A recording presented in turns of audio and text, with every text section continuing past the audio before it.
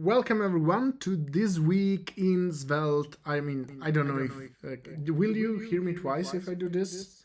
Let me know, please. Let me know because I don't know if you can hear me twice. I'm Paolo. I will be your host for today, and today with me there's also Thomas. Hey everyone. Let me know if you can hear him because this thing is always a bit sucky with OBS. Oh, there is echo. So let me mute myself here. So now you should not hear my echo anymore. Let me know. But like, good to see you, everybody, because it's been a while since we actually. It's been a weird month. It's still echoing. Hmm. We can see. We can see. I don't know. Please, someone tell me if it's still echoing. I can actually hear from myself. All good now. Okay, perfect. Okay, so welcome everyone to this week in Svelte. It's been a while since we've met because I had to low volume. Okay, this should be better. Um, it's been a while. Sorry, because I was traveling a lot and doing stuff, but now we are back. So let's start with the changelog because after that we will actually jump into like Thomas is here today because he wrote a pretty fantastic, very smart, like he usually does, component which can SSR tabs. Like it's very. He will showcase it. But as soon as I saw it, I said I need to bring this to this week in Svelte because it was very cool. But let's talk about the changelog. So we are back at the 25th of November. So let's see what do we have. So correctly prune key blocks. This yeah. I think this was for CSS, something for CSS. Ensure last empty text node correctly hydrates. Hydration and text nodes is always a bit annoying. And attach spread attribute event synchronously. So when you add an event with the spread attribute is immediately added to the element. I think this was not like this before, so it was causing bugs. For example, if you were emitting an event, like I think like the bug was about clicking programmatically on a button inside an action or stuff like that. Legacy component type, so it's temporary, but you have it if you need it. And obviously, Thomas, feel free to jump in whenever if you want to say something about any of this. Prune each blocks. Again, I think this is basically like prune like each and key blocks. We're messing with the CSS pruning algorithms. In the sense that if you were using something inside each block, it was not considering that for the CSS algorithm for pruning. Yeah, exactly. Disregard TypeScript node when pruning CSS. Prevent memory leak when creating derives inside untrack. Relax HTML parent validation. So as you can see, like as you may know, like if you are using some invalid HTML inside an invalid parent, Svelte will yell at you. This is show then block for null or undefined value. So if you also like if you have a null or undefined value, it was not showing the then block. If you return null or undefined from a promise, this was actually fixed. I didn't even know we could create derives inside of the tract, but it kind of makes sense. Yeah, But so the untrack, I guess, only behaves for like its parent effect or derived or whatever, right? yeah, basically like the untrack, the only thing that does is it removes the reactive context. So Yeah. when you do something inside an untrack, there's no current effect that the signals can attach to. But obviously this was messing with derives because derives attach themselves to the parent effect for cleanup, and so it was leaking, but this was fixed, and I'm pretty sure that, let's see, obviously Dominic fixed it. uh, oh, I messed it up. Now we don't have a way to know where we were.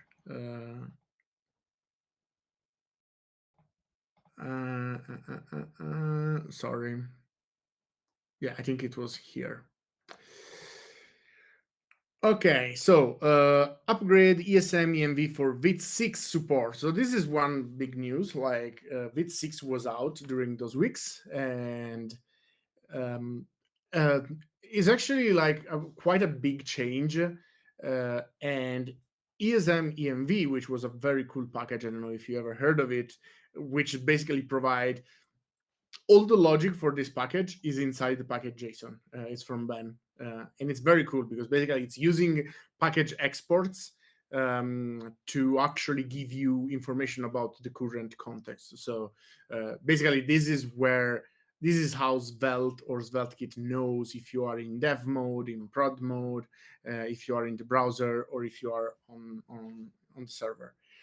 So and this like VIT6 actually introduced quite a big breaking change for ESM ENV, because in VIT6 you kind of have to declare what conditions you want to use, something like that. I'm not very sure about this, but it broke, and so like Ben had to provide a new strategy, and this is the update to Svelte to fix that. um, Correctly remove a new selector in the middle of selector list. So if you have a new selector in the middle of a selector list, this was creating, I think it was literally creating wrong CSS, if I'm not mistaken. Yeah, I fixed it. Uh, so basically, like sometimes it was creating wrong CSS. Um, because it was not removing the comma, and so it was creating wrong CSS. But we changed the strategy. So ignore text expression outside the template when validating HTML. So this relaxed HTML parent validation introduced a slight bug, because it was basically saying, okay, if you have an expression, I don't care what that expression does, something like that. But this was actually also applying to expression that were inside attributes, for example, and so it was wrongfully validating that HTML. Better account for render tags when pruning CSS. A lot of work on CSS pruning. Now, this is 6 days ago, and we will start to see something here that I'm very excited about. So, upgrade ESM EMV again, another upgrade with known VIT setup. Prevent infinite loop when pruning CSS. Again, CSS pruning. Generate correct code when encountering object expression statement. So this was actually a small bug in ESWrap, which is another library from Rich that is basically what takes an abstract syntax tree, which Svelte produce, and create the JavaScript for it. And when you had something, I want to show you, when you had something like this, uh, like this, I want to show in the playground. When you had something like this, Svelte is accessing the value just by doing, like, by putting this in line. But in the JS output, you can see that now. Let me see. Yeah, binding. So you can see that now this is, wait, oh, it's an old version. So this is still bugged. So this, as you can see, I don't have a way to show you more. So as you can see, like Svelte is actually reading the value of the input here just to register a dependency on it. But when you were doing something like this needs parentheses around. Otherwise, it's just like a wrong syntax. So if you look like this is actually getting an error, but if you remove the version to get the latest, so this is the latest version, and you see that now when you go here, it actually has parentheses around, creating valid JavaScript, that what Svelte should do. And so this was actually a bug in ESRAP. And now you will see a lot of minor changes now, because Svelte is doing something that I think it's so awesome, because we're doing Advent of Svelte, but it's not something that you can participate on. It's just something that you get to enjoy. It's a bunch of gift that the Svelte team is giving you. So the idea is to do one feature every day. Now, it will not be every like always Svelte feature. It might be Svelte feature, Svelte kit feature, or something else. But I think it's super cool, because we get a lot of goodies. And one of the goodie, like the first goodie that we got, it's Svelte boundary. Now, Svelte boundary is pretty cool, because basically it's a way to specify an error boundary in this case. So what you can do is, if you have something like this, and you have a function that can throw an error, if you wrap it in a Svelte boundary, you can either get an on error function. So this will be called whenever something inside this Svelte boundary break, and basically you can use this to send your errors to Sentry or whatever you want. But if you want, you can also provide a failed snippet. You can do it like as a prop, or just by passing it like this. And basically this means that when this error, this will be shown instead. And the other thing is that both these functions get a second parameter, which is the reset parameter. And here, basically, you can, for example, try again to render the component. So this is very useful, because basically what allow you to do is, if you know that there is some component that might get something that it's like you're not sure of what you will get, like it can have some errors, you can just wrap it in a Svelte boundary, and when that component throws, instead of breaking the whole application, it will just like containerize that error, which is pretty cool. And also, like, this is Svelte boundary, so like it's not error boundary for a reason, but we don't talk about that yet. um, so second days, another feature. No, actually, this is just another release for fixed bugging. So treat spread elements the same as call expression, correctly increment and decrement begins. This is something like, when I saw this PR, I say, whoa, I would never thought of that, because basically you cannot mix begins. And I don't know if anybody's actually out there using begins, but in JavaScript, there is the concept of a big int, which is a very big integer, and you cannot mix and match them. Like, you cannot have a big integer like updating with an integer. So if you want, let me see if I can actually take a look at this. So the point is, if you go to see the REPL, this is how you can declare a big int. And if you try to do plus plus, it will work in normal JavaScript, but Svelte is actually doing something different, because it needs to keep track of the how can I say, of the signals and stuff like that. So it's converting your plus plus into, where it is, oh, it's hoisted outside, in update count. And inside update, it was just doing +1, but you can't do 0n plus 1. You need to do 0n plus 1n to be conform with JavaScript. And so this was fixed, which is pretty cool. It's just something good to know about JavaScript. this is actually another fix.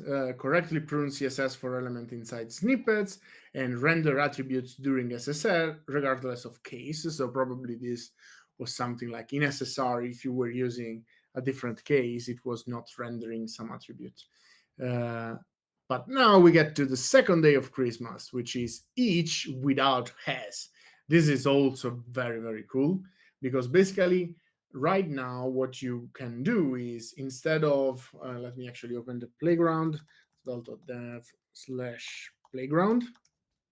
A nice thing that you can do is, let's say that you want to repeat these 10 times. Before, you had to do something like each and length 10, and then you had to do as nothing because you don't care about that, and then close the each. And this will repeat these 10 times. But like this, like it's pretty annoying because like you have to add this as dash that is not really useful. And so now you can actually do this without specifying the thing. And if you actually need the number, because you might need the index, you can actually still do this, and you can do I, and you will get the number. So this made much easier to loop. Just like I want to loop 10 times around stuff without actually having an array. It's not something like you need to do always, but it's something nice to that we can do now. So this was the second day of Christmas. Ignore TypeScript generics on variables. And this is another day of Christmas. So in the third day of Christmas, you can now export snippet even from module script. So let's open again the playground. Maybe I should just keep it open. But now let's say that you have a new component. If you have a script module and you have a snippet here, snippet, I don't know, test, snippet, this is a test. You can now do export test, and this will work. So if you do something like this, you can then inside here import test from component.svelte, and you can just render it here at render test. Now this has some rule to it, because obviously let's say that you have let count is equal $state 0. If you use this count inside the snippet, you cannot export it. And the reason for this is because yeah, you can see test. Oh, test is not defined. We probably should have a better error for this. But the problem is here is that basically, if you are using something that is related to the instance of the component, this will obviously don't exist in the module itself, like generally. So you cannot use it.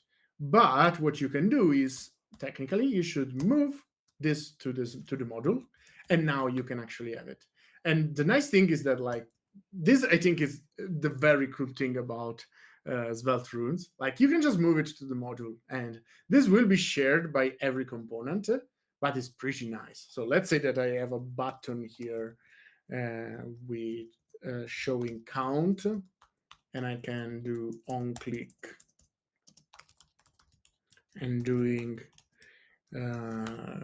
count plus plus. So this will work. And the nice thing is that if I render it multiple times, they will be in sync.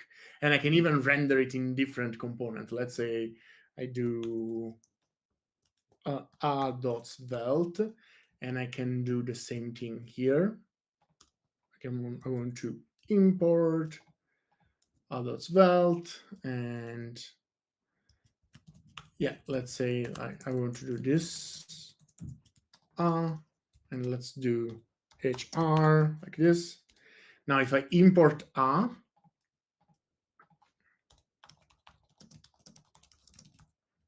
from component.svelte, I can render like this. Wait, it's not rendering. Is it wrong? Did they found a bug? What?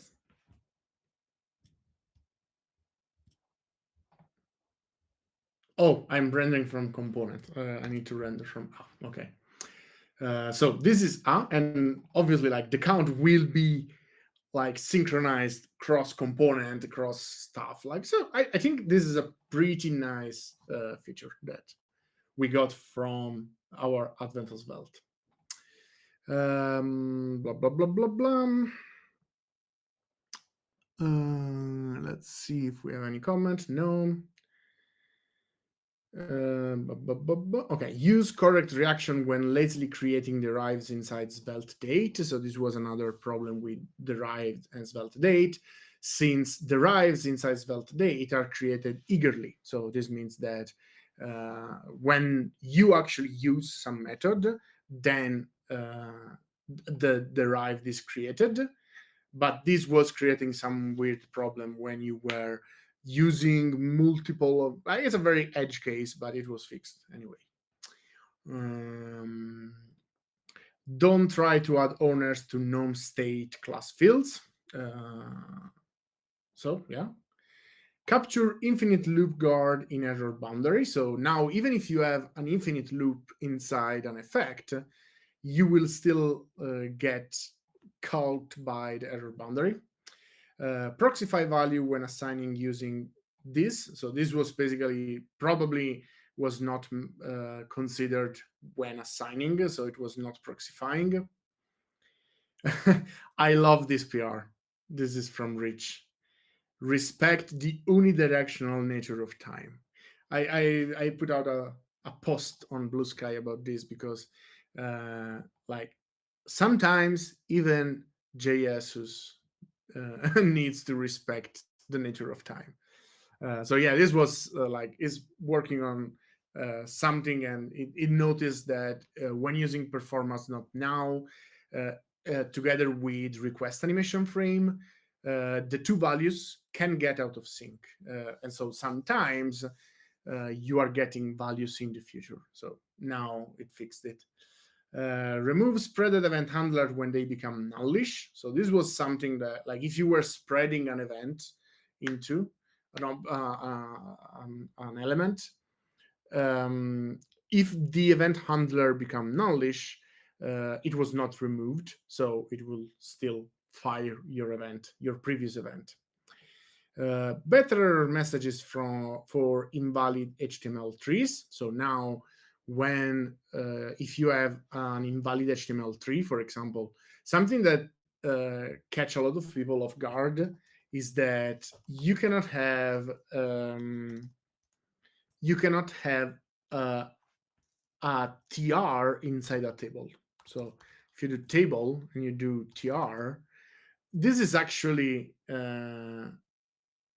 like it's wrong, and now you get a better error message like tr cannot be a child of table only allows these children: caption, call group, t-body, t-head, t-foot, style, script, template.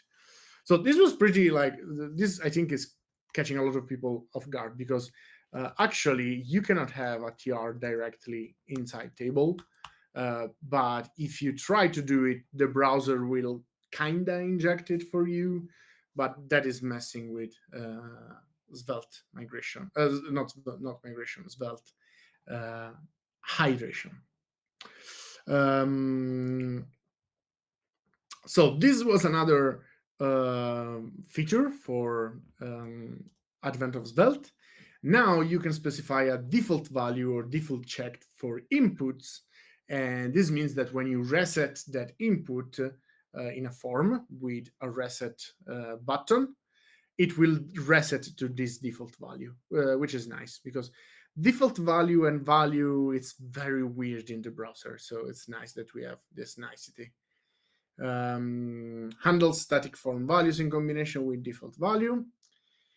This was another pretty big one. So it's not like advent of Svelte thing, but it's just a bug fix if we want. It's actually a chore. I think I agree. Like it's actually something that makes your output better. But basically, like in Svelte 4, if blocks were tree shaken away from rollup, and in Svelte 5, initially they were not. So if you had, I don't know, a very big component inside an if that you were just using in dev mode, for example, you will still produce the code for it in production mode. You will not importing, so it's probably fine. But yeah, it will still like now you don't have to worry about that anymore because and this actually like I want to go like to do a small shout out because the idea behind these like it was implemented by Dominic, but the idea like the original idea that then Dominic uh, kind of made it work better was from Adiguba, which is someone that is laying like being around the Svelte code base, and I think he has a lot of good ideas. So shout out, like is a contributor that is actually shaping up Svelte. It's pretty nice. Um, treat undefined and null the same for initial input value. This is always related to the default values. And now we actually have another minor change for, and actually two. This is yesterday gift from the Svelte team, which are a couple of interesting things. So now we have a media query reactive class that you can use if you want to react to a media query. We actually went over this in some like how to build something like this in a previous episode of this week in Svelte, and it's actually like now that Thomas is here is actually something that was actually available in Rund, which is another project that Thomas is leading. But now is even like it's You're pretty running cool. us out of business. But yeah, now it's inside Svelte itself, and there's also like an instance of media query exported from Svelte itself, because there is this prefers reduced motion. So if you want to be, and actually you should, let's say that you are using the motion package from Svelte, if you want to be good with your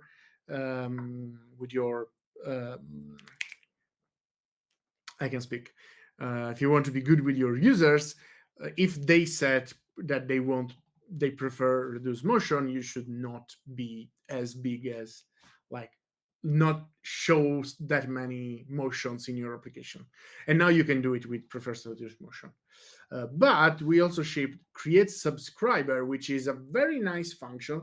This is like generally if you want to build a reactive class like media query, and you can actually let's see the documentation for it because I think it's very interesting how it works. So if we go to create a subscriber, yeah, yeah. So basically, where it is create subscriber, it basically returns a subscribe function that is called in an effect. That if it's called in an effect, it will call the start callback with an update function.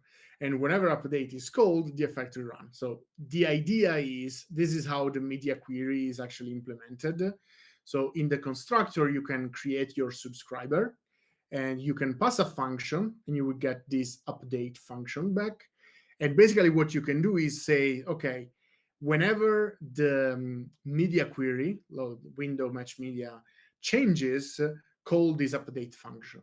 And when the whole constructor is not updated anymore, you can actually like turn it off, basically. Like you can remove the listener. But the interesting bit is that now when you read current from media query, is actually calling subscribe. And basically this means that if you call this current inside an effect, this subscribe function will run, and it will register the event listener, so that if the listener fires, it will basically rerun this current so that you get the new value if you are using it inside an effect. So this is a nice way to basically allow, like, this is the right way to do this kind of stuff, so that you can use this media query without checking if you are inside an effect, without try catching your effect and stuff like that. So I think it's pretty nice. uh, Obviously, like, it's for library authors, is not for your day-to-day use, but maybe you will need to create some such an utility even for your, like, day-to-day job. So it's nice to have the ability to do it. Let's go back to the changelog. Ensure bindings always take precedence over spreads. So basically, if you are spreading something before this release, if you were spreading something, you could have override the value of the binding. So if you bind something and then you spread something that has the same name as the value, you could have override that. But with these bindings, since they are more specific, like you are specifically binding to something, they take precedence over spreads. Let's see SvelteKit. So not much. Yeah, not much. We have a fixed transform link rel shortcut icon and link rel upon to be absolute to avoid console error when navigating, and then v6 support. So this is actually not something like, for the moment, it's just allowing you to use v6 without actually getting a warning. But v6 is actually quite a big deal for SvelteKit, because v6 um, allow you to have there is this new feature, which is the environmental API, which will allow you to have basically to run your SvelteKit application in the actual context. So, for example, let's say that you are running adapter Cloudflare in dev mode. You are actually running your application with Node by default. But now with v6 in the future, you will be able to run it with Wrangler, so you can actually see, like, the differences between Node and Wrangler even during development time. So it's quite a big deal.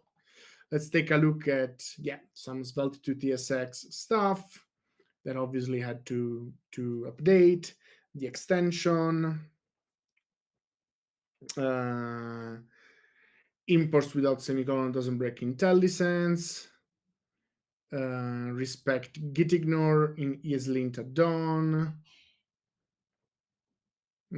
Change the plugin to an ESM only package.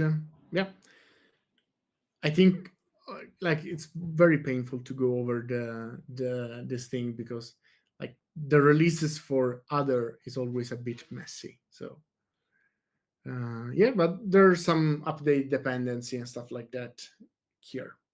But now let's switch gear and let's actually talk about something maybe even more interesting. So let me actually move back me, and you can now see our big faces, because now I will still be here to talk with Thomas, but Thomas is here to showcase his tabs component, which was very genius in my opinion. So I will unhide um, your screen, and it's up to you.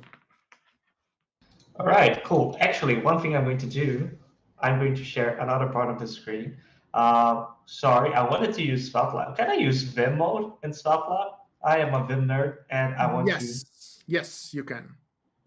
Ooh, okay, maybe I'll try that then. Okay, I'll just do that. I won't be that much of a tryhard.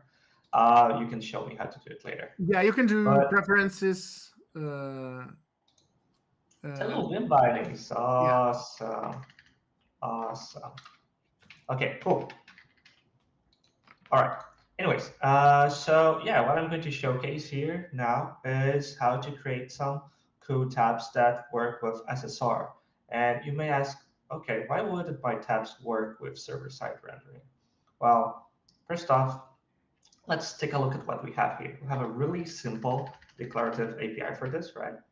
And here we're basically just saying that we want some tabs, right? We want three tabs and its respective contents. Now, some things that you can already notice here is that the way this is shown in like when actually being rendered is we have a list of three items here, and then we have just the rendered content here, which is quite interesting because it's not the way we're declaring here. If we were to declare this normally with like HTML, we would need like a div, then we would need a list here, right? With like all of sorry, with all of our tabs here. So let's select tab one and get that, and like I don't like urban bindings. Yeah, wait. Okay, give me a second.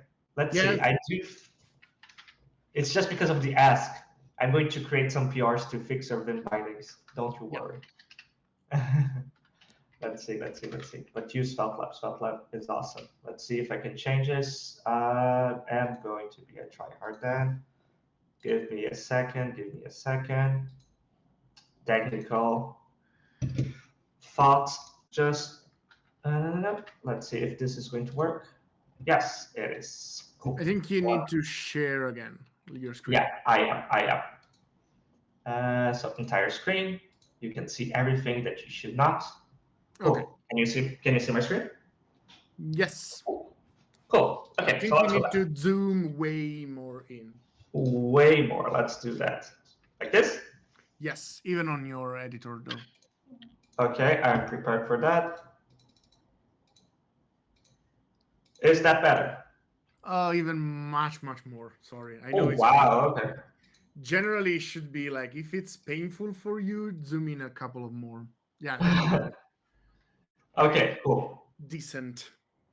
Okay, if it's still bad, let me know. So let's say we have our page here, right? So what I was going to say is, already this is a little bit interesting because normally we would have to require like a list here, right? And then something like this, like tab one, and have that several times, right? And then we would have our content, like a bunch of ifs. So if tab equals one, and then we would show like just the div outside of the list, of course, and then inside tab one. Normally, this is what we would have to make this possible, but of course, this is not what's happening. So that's already interesting. But the tricky part, really, is to make this work with SSR normally, because, as I said, we will have to transport um, the content. Like we need to say what's the active content, and we are transporting this where this is not being rendered as is. We're not tab doesn't correspond to like a list item, and tab content does not correspond to a div element. It corresponds to something else, which I'm going to show you. And just to show you that this is working with SSR, what I can do, what I'm doing here is I'm saying that client side rendering is false and SSR is true, meaning there's no JavaScript. If I disable things here on the application, not application, where do I do this? I could have just, disable JavaScript. I'm going to reload. It's the same. It still works. It works with keyboard navigation. It works by clicking. It's all progressively enhanced, like we Svelte lovers like it. So how do I do this? Well, this is a little bit, a lot maybe, but I'm going to try to do my best to not overload you with too much information. So here is our tabs component. It is quite biggy, but basically what we want to do is the following. If we go back to our page, I basically want to say I don't care about the declarative, the order of markup too much, because as I said, I'm going to be transporting. If I look at the rendered HTML here, we have a bunch of tabs with labels, and that's it. And we have our tab contents. These labels are a bunch of inputs. They are radio inputs. And the reason they're radio inputs is because with radio inputs, you can do keyboard navigation, which automatically select the next radio, right? And then we have some CSS that only renders the appropriate elements. So I want to, basically what I'm doing here, I just want to say that for each tab, I want to add whatever is inside to an array, and the same with contents. And then tabs is going to be the one to deal with that. So if I go to my tabs component, I'm going to have here two arrays, as I said. I'm going to have an array of tabs, or you could call them triggers, an array of contents, and they're going to be snippets. This is what the snippet API is also capable of. Not only like the creating reusable components, not components, but pieces of markup, but also being able to transport it across places where we normally couldn't. It allows us for a little bit of magic. And I'm going to show you how I do this. So I have an array, and then I'm going to do a set context. This context is going to have two functions, one for tab and one for content. So in tab, I'm going to receive a function called getChildren, which is going to give me the snippet. And once I receive that snippet, I'm basically just going to add that to an array. That's basically what this is doing. And I can see this being used in tab. So if I go to the tab component, which is here, so going to the tab component, it's really simple. I just receive children from props. I don't need to render it, because if I rendered it, we would have duplicates. Let me do reload, because we don't have client-side rendering on, so we don't have auto reloading. You'd see they would all be up here, but I don't need to render them again. I'm going to render them later on our tabs component, and then I'm just going to pass the children. I use it as a function in case children ever changes. We need to have a reference to children. We can't just pass the static value, but that's a little bit too much to explain now. And then that, yeah, content is exactly the same. So where's content? Here it is. It's exactly the same. I just changed the function because I changed the array. And then once I have that, so scrolling down a bit, please ignore this. I forgot why I have this. We can actually render them. We need to call rendered children, because rendered children is with this. If we go back to page, it is receiving children. And by calling rendered children, we run whatever is inside here, right? So we call rendered children, but then we construct actually what we want to render. So we have our tab list. For each tab, we're just going to call render tab with some JavaScript enhanced properties, but we don't need those directly. This is just for other things like state, or when I want to select the state, if I want to use it after JavaScript is rendered. And for content, I'm going to render the content as well. Now, there is something you may have seen, which is the field CSS. This is where the magic happens. If I don't include this, it's not going to work. There's the tabs work correctly because they're just radial elements, but the content is gone. And why is that? Well, it's simple. First, I'm opting to hide the content here on the CSS because I'm going to show all of them if I don't do that. Okay, so I need to know that I want to show only one tab content at a time, which is the selected one. But how do I do that without JavaScript? Well, you can use some clever CSS selectors. You can basically, basically what I'm saying with this is a tricky one. Let me see if I can maybe put in the browser so you can understand what's going on. So if I inspect this content here, you can see this is the rule. I mean, maybe you can see it. I'm going to copy paste it here. So this is the rule. Basically, we're saying that if an element has something that has a data attribute of tab set to 0 and it's checked, then the data tab content should have a display of block. That's what's going to happen. But we have to do that for every data tab that is there. So there are two ways I could go about this. Either I could just create a bunch of I could create a pre-filled style block that does that for me to like a certain amount. Let's say I put 100 of that, but then I will have unused CSS, and Svelte is also going to complain, and it's going to be a mess. Or what I can do is I create this build CSS function.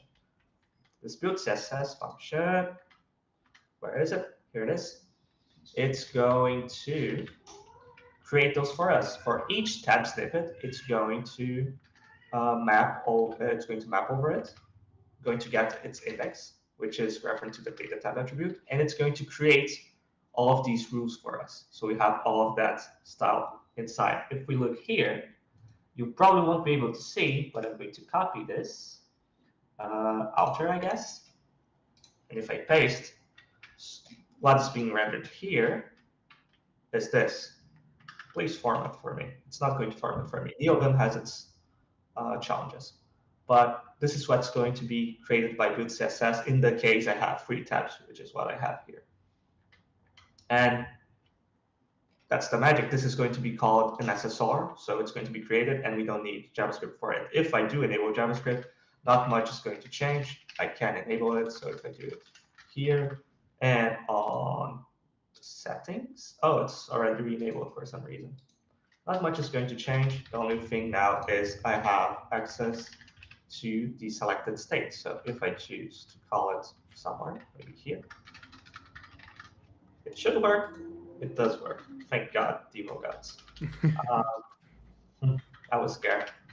So that's the only thing that JavaScript is going to do for us. We can use that then to like bind selected. So we could, for example, say selected equals bindable. And then, okay, wait a second. This font size is really messing me up. So there's a number. It can be undefined, and then, yep, cool. We don't need this anymore.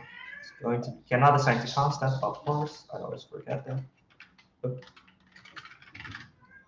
cool. And then on the page, we could, of course, just do that selected equals state. Here, mark selected. And we could also render it outside. Oh, why did that happen? Let's ignore that for now and forever.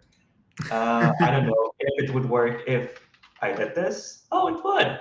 Awesome. Amazing. I mean, Creed wouldn't exist. Awesome. It works too. I don't know if it would work even if I disable JavaScript. It seems it would. Of course, the selected is not going to update in that case. And yeah, I think I've rambled enough. Yep. This is I mean, this. I said yeah, like if you rambled enough, but we would love to hear from you for ages. So, but it's pretty cool. I think there are a couple of interesting techniques here that I'm pretty sure like at least one of these we will explore a bit more in the future. I really loved the idea of like not rendering anything inside tab and tab content, so that you can like send back the information to the parent and do it during SSR by rendering the children before. So because this is one of the problem, like technically you could do this without rendering the children before the whole content in client side, because JavaScript will update the value and will update the thing, but it cannot SSR. Like if you do that without rendering the children, it will render basically empty for the first time, because the children that set the context is executed after the thing. So it's pretty nice. It's a very interesting technique, and we will explore this in a bit in a future episode, because these techniques similar to this also allow you for something very interesting, in my opinion, which is be able to server-side render in a SvelteKit application and set something the inside the layout from the child. So that's something that is in Svelte 4 was literally impossible to do. So if you had, I don't know, you have a action button that you want to set from the kid, from the children, you cannot do it in Svelte 4, but in Svelte 5 with snippet you can. And I did come up with a super convoluted way of doing it, and then I saw a REPL from Stalky, which is a mad genius, and it's much simpler than my exploration. So that's the thing that I'm going to showcase you in some time. I don't know where, when we don't have any showcase. So pretty cool. And also obviously like the build CSS part is it's also pretty interesting. I also did something similar in the past to be able to like render dynamic CSS for the thing.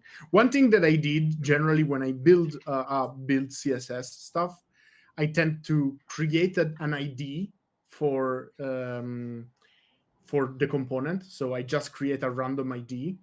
I wrap the component in another element with that ID, and then I use the ID to sort of scope that CSS anyway to the Svelte component. So it's a homemade scoping for the CSS that you built, but it's pretty cool. And I think it makes sense. I think it does make sense, either that or creating like a prefix for each of them, like random prefix Yeah, for them. exactly. But then maybe yours would be better in terms of like bundle size. Uh, but it is important. One thing I also wanted to add, we do add like, even though this sort of like creating tabs with CSS is kind of common, maybe even libraries like Base UI do it. If I believe, let me check. Yeah, they don't show any content. Oh, they do show it here. So it also works. And this is pretty common, but we also are careful to like include like rows and stuff like that. So it's also accessible so that users know to use it. Because at the end of the day, these are the keyboard interactions you would expect from a normal component, from a normal text component. So as long as you put the rows, I think it's going to be considered accessible. I'm not an expert, but I think it is. You are So definitely experter than me. So maybe, I think accessibility is something that I struggle with so much. Like I know the basic, but there are so many stuff, and it's very important. So like I do care for accessibility, but there are so many things to like remember, and there's no right way to do it. So it's always a bit, oh, am I doing this right? Am I messing? Yeah. Yeah, I actually bought this course already. But Yeah, if anyone like has learning budget in their company or something like that, it's almost nearing the end of the year. So use that learning budget, and this is a great course by Sarah Sweden. She's amazing in accessibility. I've done it. I haven't finished it, but what I've done I really liked, and it's really important. And it's pretty cool too. We always think of accessibility.